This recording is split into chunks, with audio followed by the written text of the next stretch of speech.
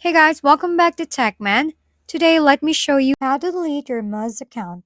If you've decided to take a break from Muzz or permanently delete your account, here's how you can do it. Start by tapping the menu icon at the bottom right corner of your screen.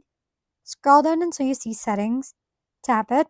Once you're in, scroll all the way down until you find the Leave Muzz option. Tap that, and you'll be asked to select a reason for leaving. Choose any option that fits your situation best. You can also type in short explanation if you'd like to share feedback. Select Delete Account, and on the next screen, tap Skip. Continue to confirm your decision.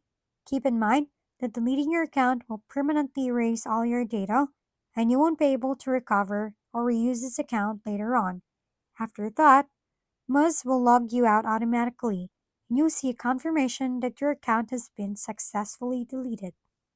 If we've been helpful, kindly give us a thumbs up, and don't forget to hit the subscribe and bell button for more contents.